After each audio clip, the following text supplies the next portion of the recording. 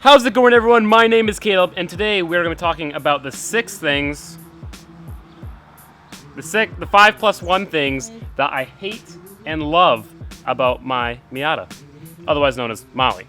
Now, to make sure we end on a good note, we're going to start with the bad things, the things I dislike, things I hate. I want to start off by saying that no matter what I say, I love this car. This is probably the best thing that's ever happened to me. I love this thing with all my heart, and sure, it has some flaws, but you know, nobody's perfect. Yeah, nobody's perfect.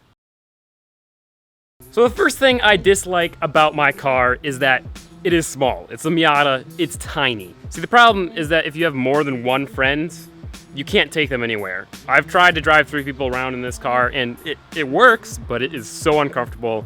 I mean, if you look at this trunk, you can barely fit like anything in here. It's, you know, like a hand deep and maybe like 2 arms wide. It's nothing. Like, it's nothing. Just out of curiosity, we're gonna be finding how big the Miata is, or how small the Miata is exactly.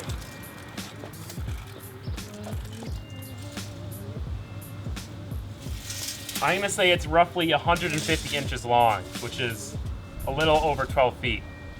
So 2 tall people laying down would not be able to fit in the car. And it's like 5 feet wide. So that's how small Miata is. The next thing I dislike about my Miata and all Miatas is that they're underpowered. The 1.6 liter making 116 horsepower, not even wheel horsepower, and 100 pound-feet of torque, brand new. And well, they're all like 20 years old, so it's probably making like 100 horsepower. No, it's probably making less than 100 horsepower to the wheels. Not very good. However, soon to be changed with a little snail. And that is one good thing about these cars. Although they are very low powered, it's easy to fix that. Did you know that originally they were designed to be turboed? True fact. Actually, I don't know if that is true. I hope it is though. The next thing I dislike about my car, Molly, is that there are quite a lot of dings and scratches on this car. And you know, it's not even my fault. It's just idiots in parking lots. There's one, there's another, there's another, there's another. There's one big one down the entire side of my car. All the way down. I kind of covered up one here. I kind of managed to fix that, but there's a little ding. You can kind of see. Another large ding. Another ding. What's this? Another. So yeah, there are a lot of dings and scratches across the entire car. It's sad, but it's inevitable with a 26-year-old car. You're gonna get dings and scratches on it. It is still a pretty good I found another one, gosh darn it. And honestly, it's kind of hard to notice them, but I drive it every day, so I do. And they bug me, because it's not perfect. I want my car to be perfect. But as we said at the beginning, nobody's perfect. All right, the next thing I strongly dislike is the pathetic excuses for cup holders that Mazda put in this car. Like, here we got 2 pretty good cup holders. You know, they look nice, but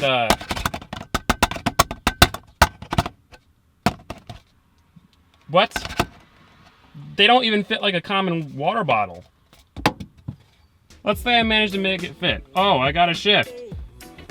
Oh no, my water's everywhere and I'm driving and it's a disaster. Oh, there we go. It fits in better upside down. All right, I'm about to shift to third. Oh no! Oh, I'm sorry, passenger. You just got water all over yourself because fucking cup holders, dude. Now, the next thing I really dislike about this car is that the interior is it's really rattly, and especially with aftermarket stiff suspension, every time you go over a bump, the entire car like it's very rattly. Every bump, everything feels like it's falling apart. And actually, the roll bar did help with that a little bit, but not enough. Now it is time to get onto the things that I like about this car. Number 1 is that it's small. Now I know I said that this was a dislike, but it's also a like. First thing that everyone notices about this car when you're walking up to it is it's small. They're all, oh, it's so tiny, it's so small. And it is, it's very, very small, but I love that about it, because it makes it unique. I mean, this thing is smaller than a Mini Cooper. And when you park it next to a truck, it's hilarious. I love it. It does get annoying sometimes, but it's worth it. Second thing I love about this car, the color. Mariner blue, best color ever made by Mazda. I even go to argue it's better than Grabber Blue by Ford. Just look at it. It's so gorgeous. I'm not sure if it's really presented that well by the camera, but I hope it is. It's windy and it's hot, so I look disgusting. I mean, it's so glossy and shiny, and in the sun it's even brighter. It's perfect. I love this color. Oops. It's beautiful, and don't get me wrong, I love red Miatas, but this color, so good, so good. Now the thing about Miatas is that they're often rusty, riced out. There's bad, and they get a bad reputation, and that's why a lot of people dislike them.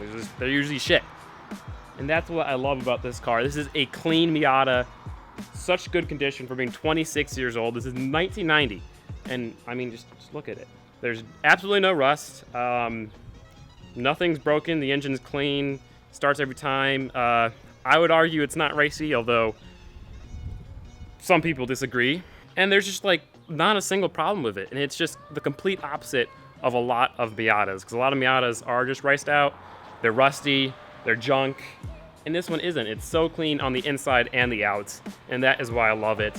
That's the second thing that people notice about this car, is how clean it is. Any Miata owner that walks up to this is always like, damn, how'd you find such a clean Miata? I did get lucky, but yeah, it's clean. I love it. Perfect.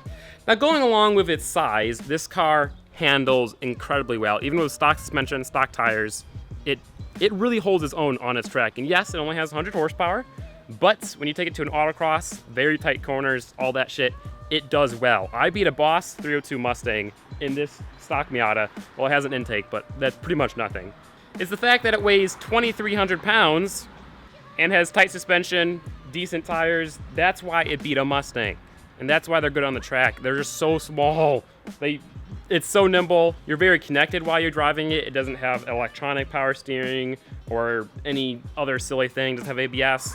It's very raw, and it's very good on the track. The next thing I love about this car and any old car is the interior.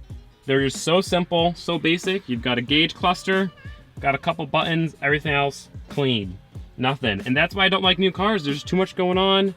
It's so minimalistic, and it's just you in the car. I mean, bare radio, bare AC controls. Headlights go up, headlights go down. Beautiful gauges. That's it. Nothing is out of place. Nothing extra is here, and it's perfect. I love it. Besides the cup holders, fuck those. Here I am sitting and editing the video that you are now watching, and I realized I forgot something. One of the things I love most about my car is pop-up headlights, bro. I don't really know why I love them so much. I just do. Just pushing that button and seeing those things go up, it's very satisfying. If you see another Miata coming the opposite direction, you wink the headlights, they wink them back. It's a Miata thing. I don't expect you to understand. And they're also pretty rare nowadays. Saying you have pop-up headlights is a cool thing. It's unique. Classic. Now, back to the video. All right, I'm quite tired of holding the camera, but I do hope you guys enjoyed that. 6 things I dislike and 6 things I like about my Miata. As I said earlier, I love this car. Best thing that's ever happened to me. I'm gonna keep it forever. And yeah, it's great. So, I also realized that most of the bad things that I dislike about it, I could probably fix, and they probably will be fixed in the future, but currently, those are the things I dislike and like about this car. As always, guys, make sure to check out my social media, Instagram, Twitter, and Snapchat. You can now pick yourself up some t-shirts, Gingium t-shirts, kind of like this, but a little bit different design. Let me tell you, these are the comfiest things I've ever worn. It's a good t-shirt, just get it. I mean, it's only $17. $17. Although they're probably gonna rape you on shipping, but that's not my fault. So yeah, pick yourself up a t-shirt, send me a picture of it, and I'll feature it in a video. I'll see you guys next time. I hope you enjoyed. Thanks for watching. Happy Miata Monday.